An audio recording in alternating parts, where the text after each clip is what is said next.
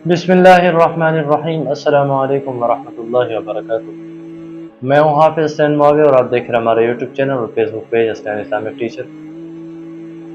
आज का हमारा मौजू बड़ा ही अहम मौजू है और ये मौजू कुछ लोगों के लिए है जो इन चीज़ों का ख्याल नहीं करते और लाइल्मी में ये काम करते चले जाते। ये मौजू उन लोगों के लिए। आज के हमारे मौजू का जो मेन किरदार है वो है मस्जिद का इमाम और ख़तीब। उससे पहले मैं आपको कुछ बातें बताना चाहता हूँ, उसके बाद फिर इमाम और ख़तीब के मामले पर गुफ्तगू करेंगे। आपको पता है हज और उम्रा इबादत है, शरई हुक्म है, लेकिन एयरलाइन वाले और ट्रैवल एजेंसी वाले पैसे मांगते हैं। शादी हाल, निकाह और वलीमे की तकरीबात के लिए रेंट पर लिए जाते हैं। हालांकि निकाह एक शरई हुक्म है, लेकिन वो फिर भी पैसे मांगते हैं। आपको पता है मस्जिद बनाना नेकी का काम है, लेकिन मिस्त्री और मजदूर काम करने के पैसे मांगते हैं। आपको पता है कुरान और हदीस की इशाअत करना नेकी का काम है, लेकिन फिर भी पब्लिशर पैसे मांगते हैं। लेकिन इसके अलावा तालीम एक शरई हुक्म है, सवाब का काम है, लेकिन फिर भी टीचर पैसे मांगता है। कुरान और हदीस की तालीम देना, खुतबा, ईदैन, जुम्मा पढ़ाना, नमाजें पढ़ाना, तरावीह पढ़ाना, ये भी नेकी का काम है, सवाब का काम है, शरई हुक्म है।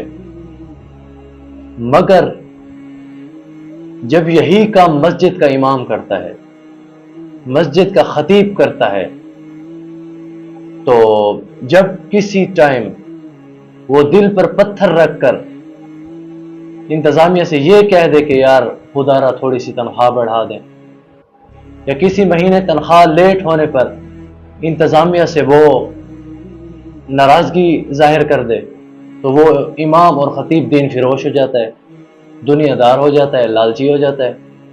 मैं आपसे पूछता हूँ, ये पीछे जितने भी मैंने काम जिक्र किए हैं, क्या ये शरई काम नहीं है? क्या ये इबादत के काम नहीं है? फिर इधर इन काम करने वालों के तकवे पर क्यों शक नहीं किया जाता?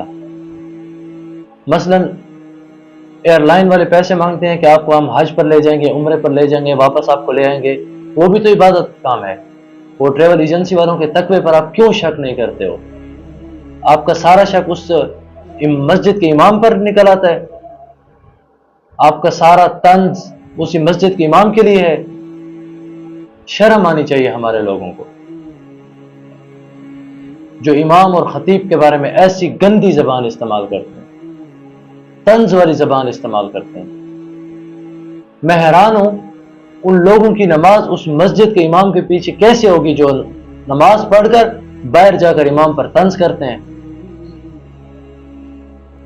हमारे मुआशरे के लोग फराख दिली से फजूल कामों में पैसा खर्च करते हैं, लेकिन उस मस्जिद के इमाम और खतीब को महीने का 1000 रुपया देने पर मौत पड़ती है। अगर कुछ ऐसे लोग भी हैं महीने के बाद जब इमाम को 1000 रुपये देंगे तो साथ ये भी कहेंगे मैंने इमाम साहब को 1000 रुपये दिए, एहसान किया। 1000 रुपये दिया है तो कौन सा एहसान किया है? उस इमाम साहब भी तो दिन में 5 वक्त आपको नमाज पढ़ाता है, उसका कोई हक नहीं बनता, उसके पीछे कोई फैमिली नहीं है, उसने भी तो अपना सर्कल चलाना है ना, उसकी भी खुशी है, गमी है। मुझे हैरानी उन लोगों पर होती है जो कहते हैं कि यार हमारा लाख रुपए तनख्वाह है लेकिन गुजारा नहीं हो रहा। उनसे पूछता हूं वो जो मस्जिद का इमाम है उसका 10-12 हजार में किस तरह गुजारा होता है? आपका लाख 1.5 लाख रुपए में गुजारा नहीं होता। मस्जिद के इमाम के कोई जरूरियात नहीं है, वो बिल्कुल काम काज से फारिग है। कुछ तो ऐसी इंतजामिया जो मस्जिद वाले इमाम को मस्जिद का गुलाम समझते हैं। प्यारे भाइयों, ये आपका गुलाम नहीं है, ये सिर्फ नमाज पढ़ाने का हक है। کچھ لوگ تو امام کو مسجد کا غلام سمجھ لیتے ہیں. مسجد کی صفائی ٹائم پر نہ ہو، ارے امام صاحب آپ مسجد کی صفائی کیوں نہیں کرتے؟ میں آپ سے پوچھتا ہوں، آپ کو ثواب کی ضرورت نہیں ہے؟ مسجد کی صفائی، مسجد کے کام امام کے لیے ہیں، آپ کے لیے نہیں ہے. آپ مسجد کے صفائی کے امام صاحب کو پیسے دے رہے ہو.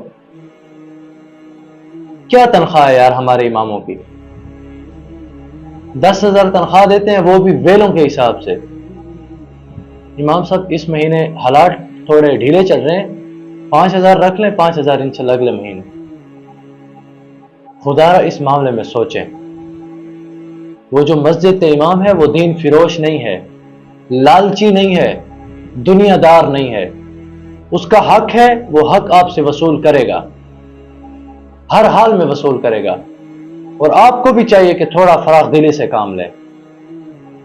اگر اللہ تعالیٰ نے آپ کو مال دیا ہے، اپنی استطاعت کے مطابق امام صاحب کو اپنا حصہ دیں، امام صاحب پر خرچ کریں. وہ امام صاحب آپ کا غلام نہیں ہے کہ آپ 5 وقت آپ کو نماز پڑھائے، آپ کے بچوں کو تعلیم دے، آپ کو جمعہ پڑھائے، آپ کو دین کے مسائل سکھائے. ہماری قوم تو ایسی ہے کہ بچہ پیدا ہو جائے، بچے کے کان میں اذان بھی نہیں دے سکتی. وہ امام صاحب پر بولتے ہیں، وہ امام صاحب پر دین فروشی کا الزام لگاتے ہیں. کل مرنا ہے، کیا کہو گے اللہ تعالیٰ کو؟ تو اس بارے میں پورا سوچیں اور اپنے اماموں پر فراخ دلی سے خرچ کریں. بے شک مسجد خوبصورت ہو، بے شک مسجد دیدہ زیب ہو، اگر اس میں امام نہیں ہے، خطیب نہیں ہے، تو وہ مسجد اصلاح کا مرکز نہیں ہو سکتی، وہ مسجد تعلیم گاہ نہیں ہو سکتی، اس مسجد کا کوئی فائدہ بھی نہیں ہے.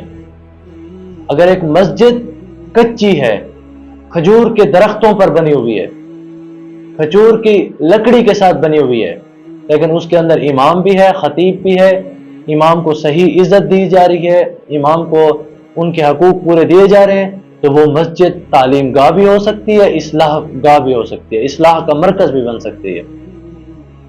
تو خدا را اس بارے میں سوچیں اور اپنے اماموں کی قدر کریں، علماء کی قدر کریں. یہ وہی علماء ہیں جو آپ کو دین سکھاتے ہیں، یہ وہی امام اور خطیب ہیں جو آپ کو دین کی باتیں سکھاتے ہیں. امید ہے ہماری آج کی ویڈیو اچھی لگی ہوگی، اور آج کی ویڈیو اگر اچھی لگی تو ویڈیو کو لائک کریں، ویڈیو پر کمنٹ کریں اور چینل کو سبسکرائب کریں. السلام علیکم ورحمۃ اللہ وبرکاتہ.